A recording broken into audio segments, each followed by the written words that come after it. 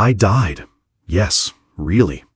Not in a dream, not from some emotional breakdown, but my breathing stopped, my heart stopped, and for nearly 40 minutes, I no longer belonged to this world. And do you know what happened? There was no fire, no long scroll of sins, no screaming from heaven or hell. There was only one question, a single question, one question that tore through my soul deeper than any judgment I had ever imagined. But I won't tell you what that question was. Not yet. First, I need you to understand something. I was a moral person, or at least I tried to be. I went to church every week, I sang on the worship team, I helped lead summer camps for the youth, I memorized scripture, I knew the Word of God, I learned how to pray for others, and I knew how to hide myself. Yes, I hid. I hid for 17 years. No one knew, no one suspected. No one ever thought that when the lights of the church sanctuary went dark, I was sneaking my phone on in the shadows. I watched like it was my oxygen. I felt like if I didn't, I would fall apart. I cried like I couldn't escape. I was addicted. I had been for years. And I thought I was the only one. Do you know that feeling? That ache of loving God and hating yourself at the same time? That moment of singing, "I belong to you," while your mind is flashing with filth? That despair of wanting to die, not because you don't believe in God, but because you're convinced He'd never want to see the real you? That's how I lived. Every day. Every night. The cycle: pray, watch, turn it off, cry, promise, then watch again. I begged Him to forgive me. I pleaded with Him to take the hunger away. I screamed in the bathroom that I didn't want this. But I did it again, and again, and again. I know the smell of shame, the scent of clothes soaked with tears, the smell of a phone slipping from trembling hands, the fragrance of candles lit to pretend everything was calm. I know the scent of pretending, and I know the scent of death is getting close. I don't know exactly when my body stopped. I only remember a feeling of lightness, as if I had just set down a backpack I had been carrying my entire life. I saw myself from the ceiling. I saw my body lying there, pale, fragile. I saw doctors rushing around. I saw my mother screaming. I saw the only friend I had ever shared my secret with collapsed in the corner, clutching her rosary beads with trembling hands. I saw it all. But I didn't cry. I didn't speak. I just waited, silently, bracing for the judgment I thought I deserved. But He didn't say sin. He didn't say masturbation. He didn't say filthy. He didn't say forbidden. He didn't say condemned. He just looked at me, as if I were someone He had known long before I ever learned to hate myself. He didn't ask, "Why did you do it?" Instead, He asked the one question that broke me open. Do you want to know what that question was? It was the question that made me realize addiction isn't a matter of the flesh. It's a cry from a soul that's starving itself. But for you to truly understand why I was addicted, why I hated myself that deeply, why the first touch I ever experienced silenced me for years, you'll have to come back with me to where the shadows first began, to childhood, to the voice that was never allowed to speak, to the little girl who could only hold her pillow tight and pray in silence. Are you ready to go back with me? Because what comes next is where the very first shadow appeared. Have you ever lived in a house so quiet that the sound of your footsteps made you feel afraid? I grew up in a house like that. There was no violence, no shouting, no doors slamming.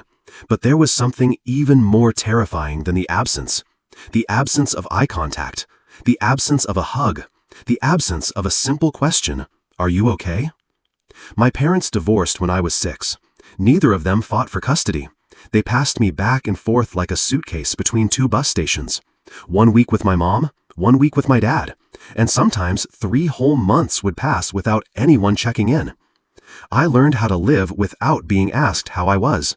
I learned how to smile when I was forgotten. I learned how to stay silent when everything inside me wanted to scream. Because every time I tried to speak, the world seemed too busy to hear me. I remember once I fell in the backyard.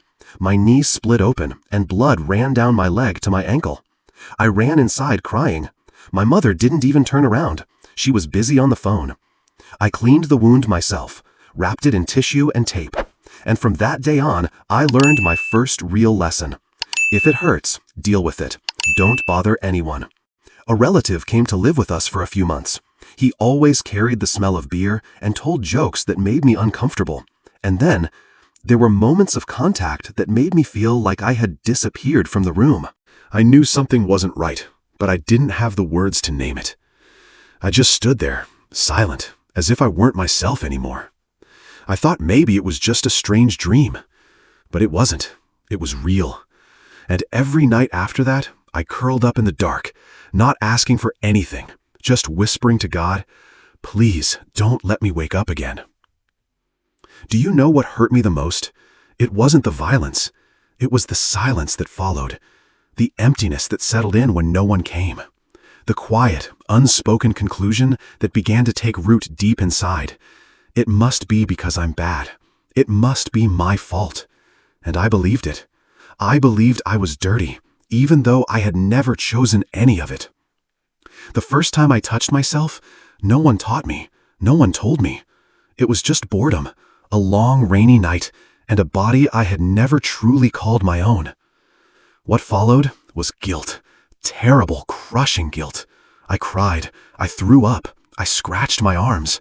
But then I did it again and again. There was something in that act that gave me a sense of control. In a world where I couldn't control who came, who left, or who hurt me, at least this was mine. But over time, it stopped being controlled. It became an escape. Then it became an addiction. And every time, I saw the face of Jesus in my mind. Not angry, just turning away. I went to church. I read the Bible. I knelt like every other kid in the youth group. But deep down, I believed God loved everyone except me. I sang, "You are enough," and silently thought, except for me. I didn't dare tell anyone. Who would believe me? A good girl? The kid who always raised her hand? Who would believe that inside me was something shattered no one had ever seen? Have you ever wondered if you were born broken? I asked that question throughout my entire childhood, and no one ever answered. I grew up feeling like I was trapped in a body that didn't belong to me. Every mirror felt like an accuser. Every time I saw my own eyes, I looked away. I was afraid of weakness, afraid of myself, afraid that if someone ever truly loved me, they would eventually see me, and if they saw me, they would leave. So I learned to pretend to be happy, pretend to be fine, pretend to love God, pretend to be strong. But inside me was still that 8-year-old girl, sitting in a dark corner, waiting for someone to come and say, "You're not dirty. You didn't deserve what happened. You are worthy of love." No one ever came. So I lived like I wasn't worthy. And that's where it all began. You think masturbation addiction is about lust? It's not. It's the aftermath. It's the echo of a soul that was never comforted. It's the cry of a heart that was once crushed in silence. It's the instinct of a child who had no other way to feel alive. But what happens when that child grows up? When she becomes the woman who always smiles, who always helps others, but every night still lies awake with a secret she's never dared to name? What comes next is where I grew up. It's where I learned to live 2 lives, one for the world and one for myself. And between those 2 lives was a canyon so deep that no one could see it, except God. I didn't know a person could live multiple lives at once until I lived 2 lives inside the same body. One life for the world to see, and one life kept hidden in the dark. One life filled with holy smiles, with memorized Bible verses, with worship songs sung loud every Sunday, with moral advice given to lost young souls. And the other life, soaked in tears on the pillow, lit only by the dim blue glow of a screen at 2 a.m., filled with disgust for myself, and yet unable to stop. I was the one chosen to speak about righteous living, about faith, about freedom from sin. But I had never truly felt free. I wasn't free. I was a hostage, held captive by myself. I remember the first time I stood on a stage to speak. My hands shook so badly I had to grip the microphone with both hands. Not because I was nervous, but because I thought, if they knew the truth, If even one person here could see what I did last night, they'd cast me out of this church, out of the faith, out of the fragile shell of righteousness I was desperately trying to keep from shattering. But no one knew, so I kept going. I kept preaching, kept smiling, kept shining, kept pretending. I used to think that if I just loved God enough, I would stop. I believed that if I was disciplined enough, prayed enough, and read enough scripture, I would break free. But there were nights I would close my Bible and then open my phone. Days I would finish a prayer meeting and return to images I swore I'd never look at again. Mornings I would counsel a teenager battling addiction, only to find myself curled up in shame that night, having lost the same battle all over again. I was a missionary, and I was slowly dying. Do you know what it's like to pray while feeling filthy? Have you ever said, "Lord, please save me," when your hands hadn't even finished wiping the tears of guilt from your face? Have you ever confessed the same sins so many times that your list feels like a script you could recite in your sleep? I have. I know that feeling. That ache of desperately wanting forgiveness but secretly doubting you deserve it. That quiet tension between hope and fear. That numbness of standing somewhere between light and darkness, belonging to neither. I had signed up for dozens of deliverance courses, joined countless support groups for hidden addictions. I used to call it a spiritual battle. I thought if I could just be stronger, I would win. But I didn't win. I wasn't a warrior. I was the wounded one, wearing fake armor. And every time I lost, I blamed myself. I said my faith was weak. I said I didn't deserve grace. I said God must be tired of me by now. I tried everything. Deleted the apps, shut down the accounts, switched phones, changed beds, slept with the lights on, slept without my phone, slept hungry, slept exhausted, slept clutching a rosary. I tried it all, but nothing held me when the hunger spoke, a hunger not of the body but of the soul. I was starving to be touched, to be understood, to be seen, to be loved without having to pretend to be strong. And because no one was there, I touched myself, not to love, but to survive. There were nights I curled into a ball, hands gripping each other, whispering, "I don't want to do this anymore," while still staring at the screen.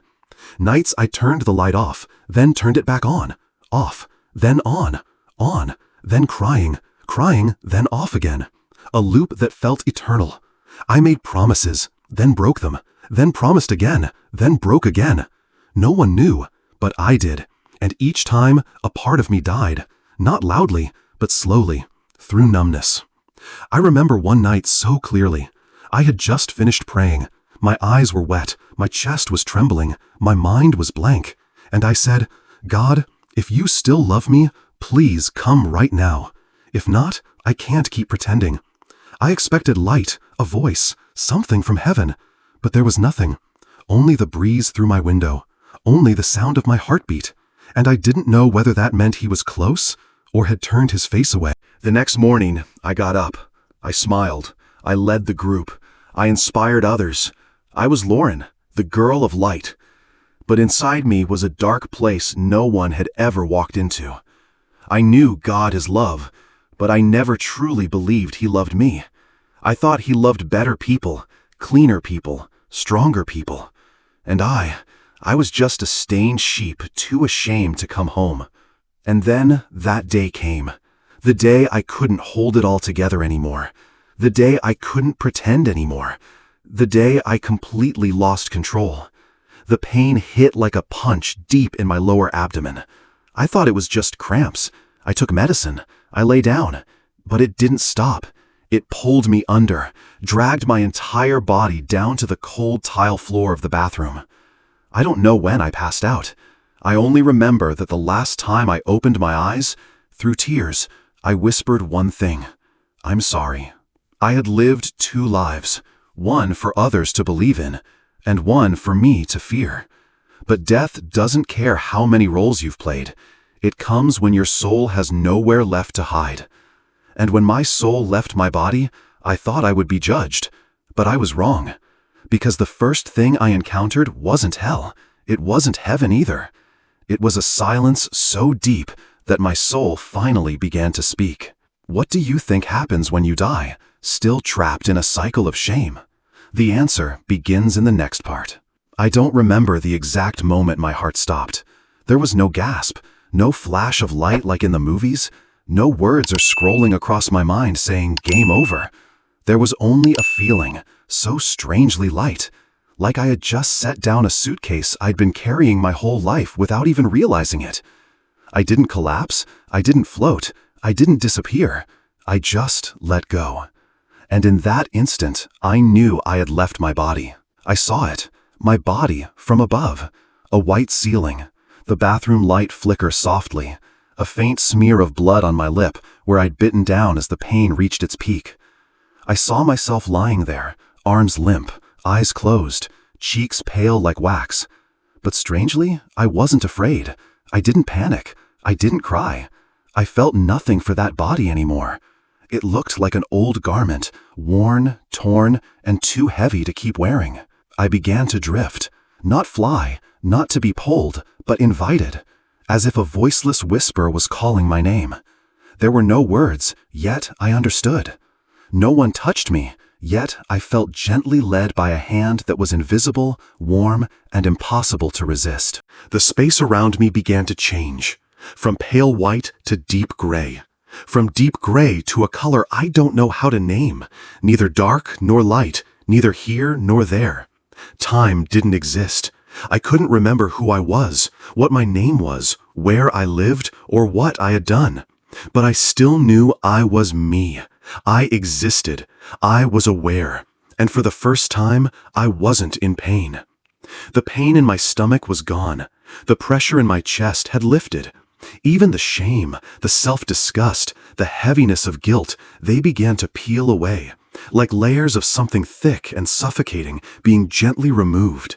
But there was one thing left, a sound, a sob, not from outside, but from deep within, a voice. A child is calling for me. I drifted into a space that felt like a room with no walls, no doors, no ceiling, no floor. And in the center was a child, sitting, knees pulled in, head bowed, messy hair, wearing the same faded dress I wore when I was 8. I knew her instantly. I didn't need to look twice, because she was me, the me from before the wrong touch, before the self-loathing, before I learned to be silent because I feared no one would believe me. She looked up. Her eyes didn't cry, but they hurt. A pain so old it had turned to stone. A pain that had been sitting there so long it had forgotten how to weep. I moved toward her, not with my feet but with thought. I drifted closer, as if in this entire space only she and I were real. I sat down, said nothing, because there was nothing left to say. All these years I had been running from her. I thought if I lived better, acted more righteous, became stronger, I could forget her. But I couldn't. She was still there, still waiting, still curled up in that timeless room, still hoping I'd come back. I reached out my hand. She didn't move. I began to cry, not out of pity, but because for the first time I dared to look her in the eyes. I dared to touch the root of my pain. I dared to face the memory that first broke me. And when I embraced her, I was no longer separate. We became one. A cracking sound echoed, not loud, but deep, resonating through every corner of my soul.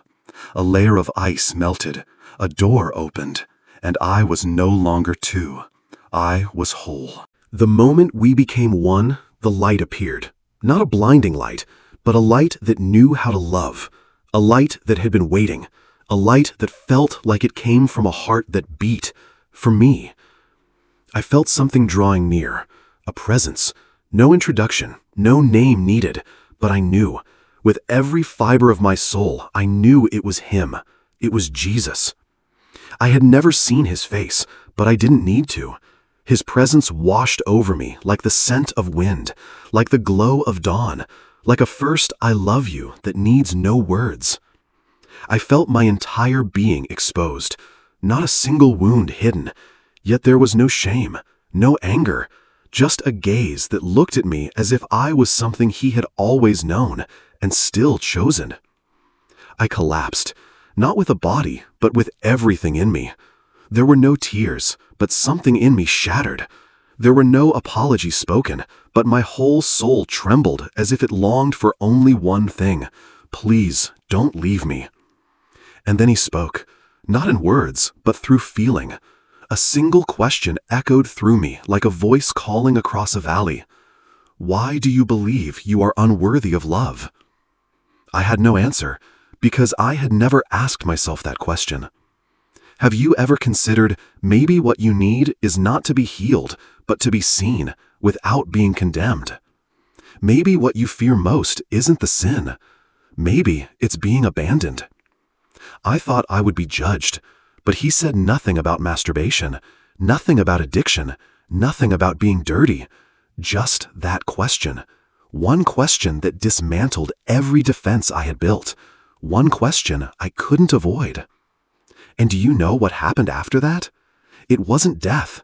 It was life beginning again, with an invitation, a choice, a new path unfolding in the middle of the wreckage I used to call my life. But would I dare to return? And if I did, what would I return for? The answer waits in the next part. I stood there, without a body, without borders, but I knew I was standing, in front of him. No throne, no robe, no crown, no heavenly scene like I had once imagined. But I knew, deeper than anything the eyes could ever see, that it was him, Jesus. No introduction needed, no proof required, because the moment his presence drew near, my soul recognized it. Every part of me trembled, not in fear, but in awe. I wanted to kneel, but wasn't forced. I wanted to cry, but felt no shame. He didn't speak, but I heard him, not in sound, but in thought. Not in words, but in truth that seeped into every fracture of my soul. I stood there, utterly exposed. No more righteousness to hide behind, no more masks of purity, no more titles, no more roles. Just me, just Lauren. The girl who once hid behind the light of sermons, but broke quietly in the dark of a glowing screen. The girl who shouted amen in church, but whispered, I'm not worthy, alone in her room. I wanted to run, to turn away, because I thought I'd be judged. I had always imagined that if I ever stood before Jesus, he'd ask, why did you do that? I had braced myself for disappointment, for rejection, for his face to turn away. But the first thing I felt was his gaze. And it wasn't searching for fault. It wasn't holding an accusation. It wasn't saying, I'm done with you. It was saying, I've seen it all, and I'm still here. I collapsed, not out of fear, but because I couldn't hold it in anymore. My entire life I had been holding myself together, holding the image of being righteous, holding the weight of being the model daughter of God, holding the pressure of being a spotless messenger. But now, I didn't need to hold anything. I broke in that light, not loudly, but completely. And then he spoke. Not with words, but with silence that meant everything. Lauren, you may stay, or you may return. I didn't understand. I had died. I had left my body. So why was I being given a choice? And more than that, why me? Someone who had lied, someone who had been addicted, someone who had hated herself, someone who believed there was nothing left to redeem. Why was I still being given a choice? I wanted to ask him, if I go back, will I fall again? Will I become addicted again?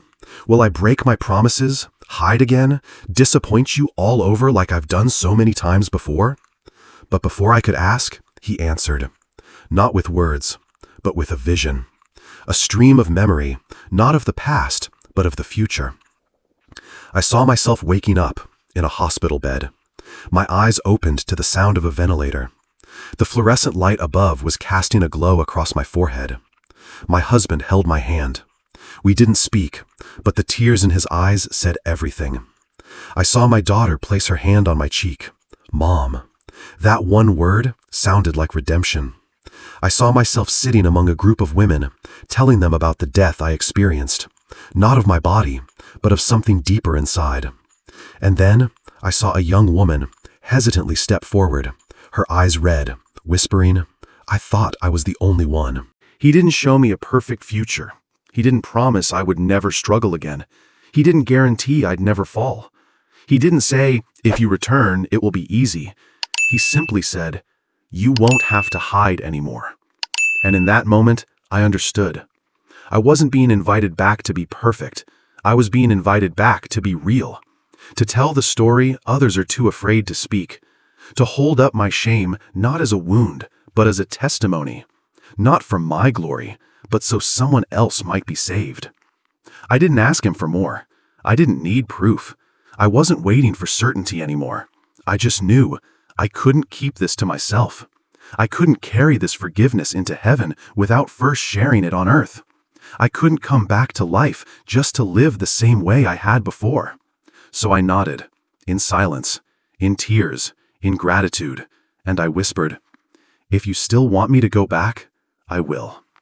And he touched me, not with a hand, but with light, a warmth that wrapped around me from the inside out, and I fell, not into darkness, but into life.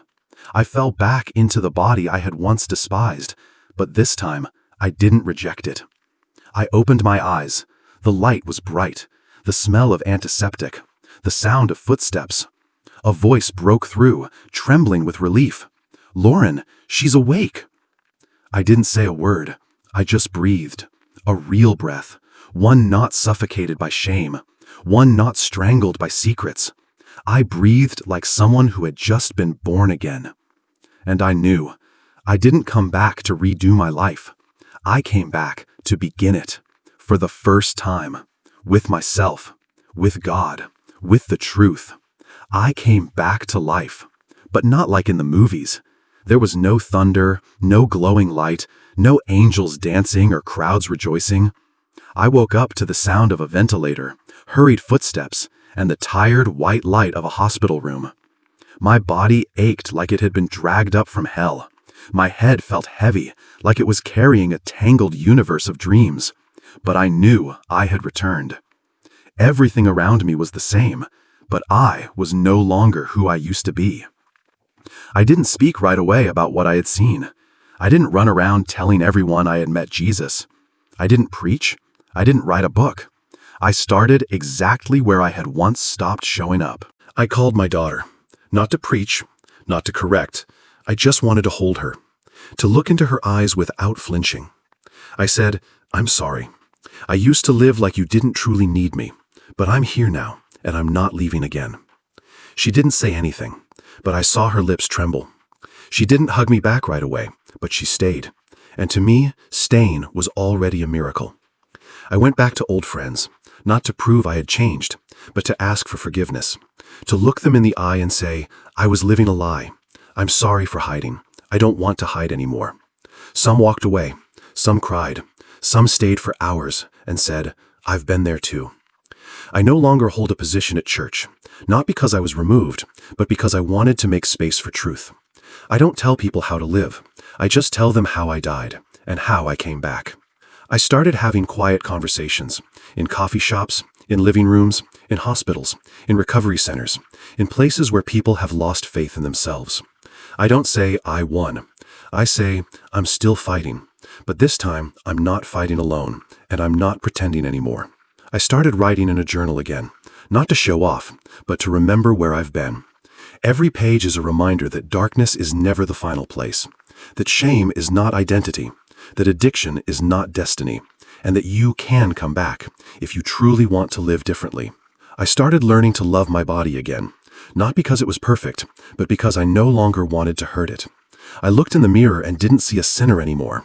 I saw someone learning how to love, day by day, little by little, no rush, no pressure, just honesty. And I returned to the place where everything once began, the church. Not to stand on a stage, but to sit quietly in the very last row.